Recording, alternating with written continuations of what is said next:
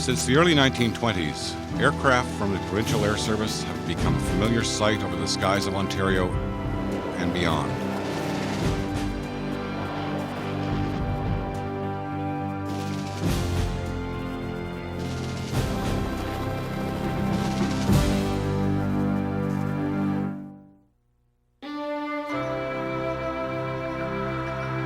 After leasing aircraft from the private sector for several years, the Ontario government formed the Provincial Air Service, which was officially born on April 1, 1924 at Sault Ste. Marie.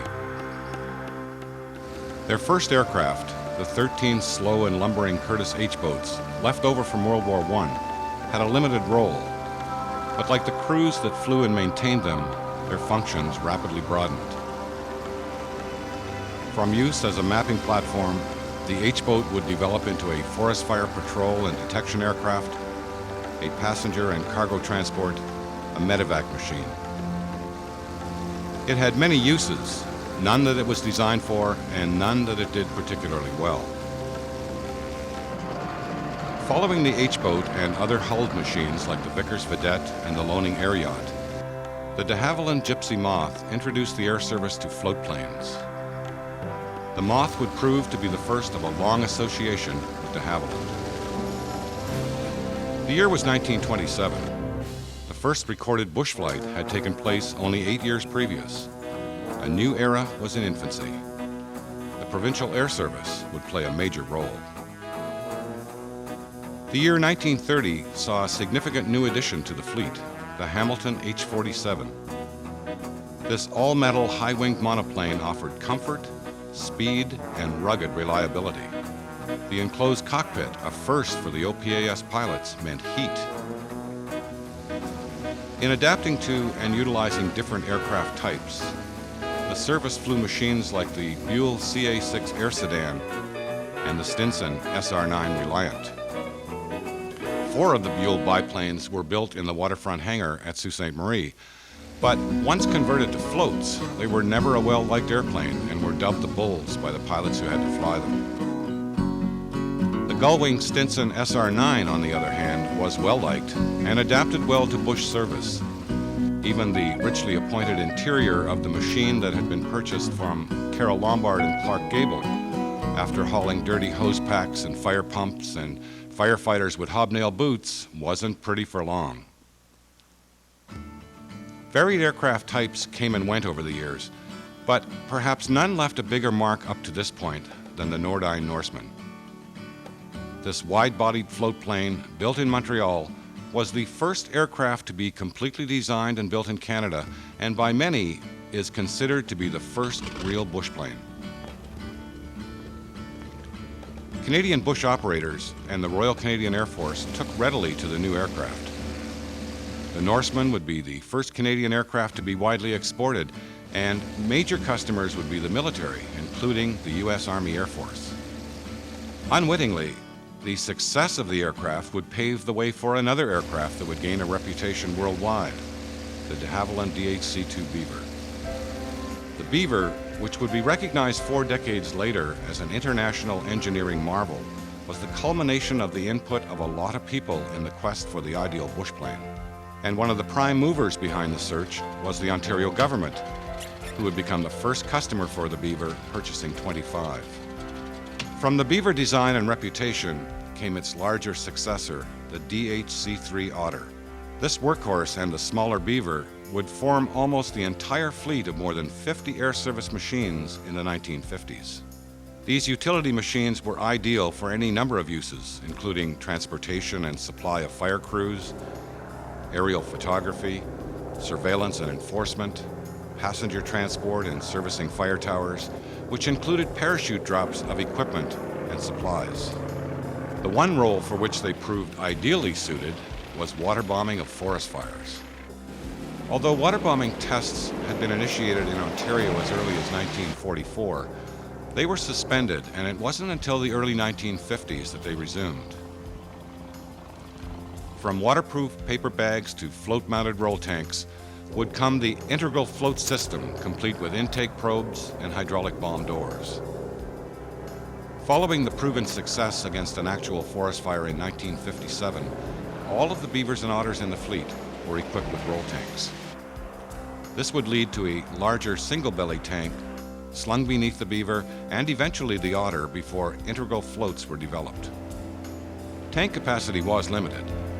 The roll tanks for the beaver could handle 45 gallons each, 80 gallons for the otter and 210 gallons for the otter belly tank. With better bombing systems would come better aircraft.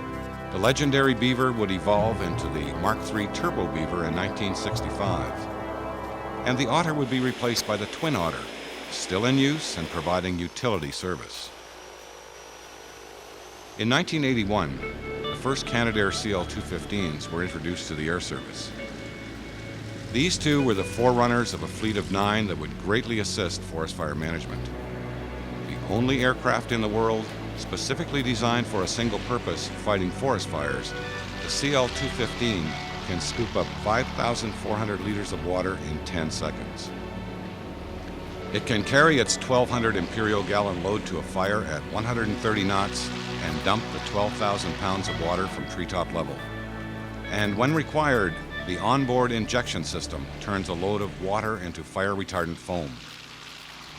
By the summer of '98, the 215s were being replaced by the modern turbine-engine CL-415s. With all the firefighting attributes of the piston engine machines and more, including greater speed and performance, larger bomb loads, all hydraulic controls, less maintenance, and increased reliability, they were welcomed by both pilots and air engineers. There are more than 40 such Canadair piston and turbine-powered tankers across Canada and now in the United States as well.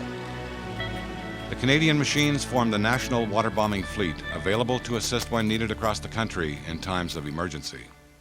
Waterbombing is not limited to fixed-wing aircraft. In the early 1960s, before helicopters had really come of age for the Air Service, tests were initiated using the Bell 47s as potential water bombers. Loads were restricted, but the concept was very workable. Today, of course, the Bambi bucket and other systems are common sights on fires all over North America. And still related to fire, the helicopter's most important function is in initial attack. Combined with a CL-415 holding a fire, a fully equipped helicopter initial attack crew can be on a fire in minutes, knocking it down while it is still small and manageable. We owe much of our fire management success to that very combination. In today's fire management system, the helicopter is invaluable. Crews and equipment can be quickly deployed adjacent to a fire or water source, and the remote fire line camps can be serviced daily. Helicopters allow fire managers to survey the fire and plan their strategy. They carry forward-looking infrared to map fire boundaries through smoke. And the helicopter allows fire managers to implement an important element of the attack, the backburn.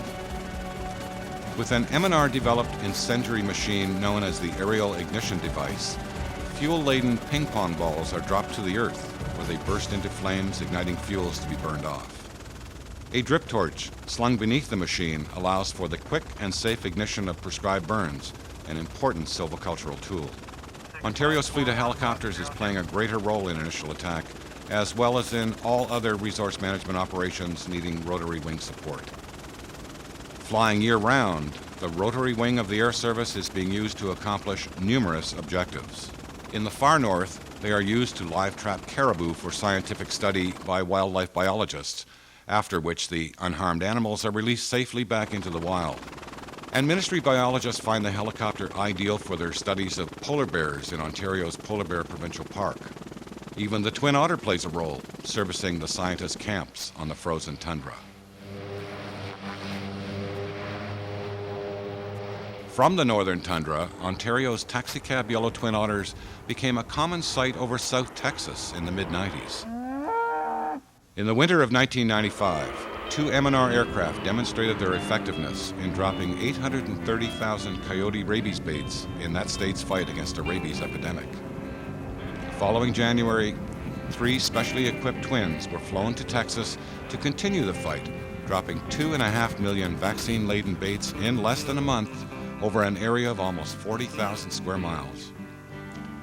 Returning every January for 5 more years, M&R's twin otters dropped more than 15 million rabies baits in South and West Texas between 1995 and 2001. In excess of 40 million more vaccine baits have been dropped in the fight against rabies in Ontario, Quebec, Ohio, New York, Vermont, New Hampshire, Virginia, West Virginia, Tennessee, and Florida since the innovative approach was started in Ontario in 1989.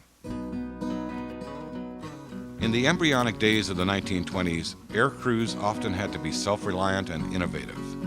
Air engineers, some of whom would later become licensed pilots, not only kept the aircraft flying, they played a key role in advancing technology that would make the aircraft more adaptable to the demands of the northern bush. M&R's Aviation Services section has a mandate to provide or arrange for non-scheduled air transport for all departments of the Ontario government. With a staff of more than 130 managers, pilots, engineers, technicians, and support personnel, the Air Service is responsible for an air fleet valued at more than $250 million. It consists of Canadair CL-415 water bombers, de Havilland Twin Otters and Turbo Beavers, Bell Long Ranger and Eurocopter helicopters, a specially equipped Navajo, and Beech King Air aircraft. Annual aircraft utilization exceeds 10,000 hours. Today, the Ontario M&R's Aviation Services can look back on 80 years in resource management flying, aircraft operations, commercial contract management, and a lot of innovation. It is a recognized world leader in resource management aviation and the aerial suppression of wildfires. The oldest, continuous flying, non-scheduled government air service in the world.